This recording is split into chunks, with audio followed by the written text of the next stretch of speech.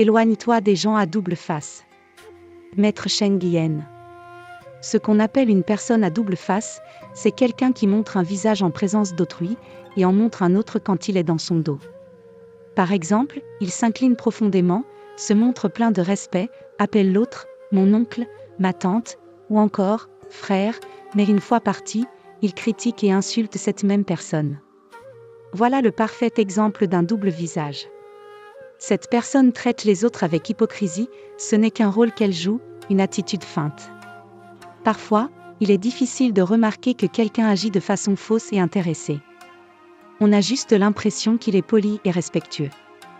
Mais si la personne est trop polie, cela doit éveiller notre méfiance, n'est-elle pas en train de jouer la comédie ?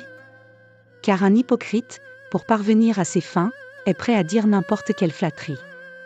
Toute politesse ou tout respect qui sonne faux ou excessif relève d'une forme d'hypocrisie. En réalité, il n'est pas si difficile de discerner le vrai du faux, pour peu qu'on observe et qu'on écoute attentivement.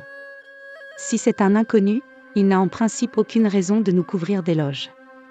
Si c'est quelqu'un que nous connaissons depuis longtemps, nous savons déjà qu'il a tendance à l'hypocrisie. Il y a de nombreuses années, un monsieur est venu me voir avec sa mère. Dès qu'il est entré, il s'est mis à prononcer des propos d'une politesse excessive, essayant de me convaincre qu'il était quelqu'un de soupçon, au point même de douter de la véracité de leur relation mère-fils. J'ai aussi rencontré une personne qui, peu importe qui elle avait en face, l'appelait par un titre honorifique, même une toute jeune fille, il l'appelait « mademoiselle » ou « demoiselle précieuse », avec une politesse extrême. Mais dans certains contextes, ces titres n'étaient pas appropriés et donnaient une impression de fausseté et de malaise.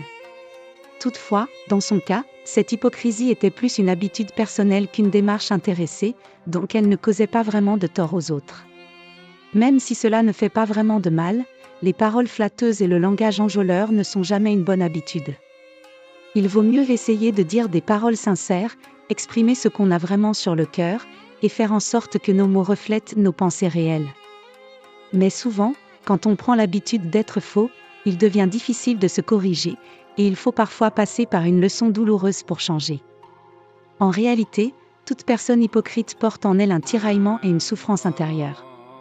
Sauf si l'hypocrisie est devenue chez elle une seconde nature, non seulement elle ne se sent plus fausse, mais elle ne ressent même plus de malaise, bien que sa façon d'agir reste perçue comme hypocrite par les autres.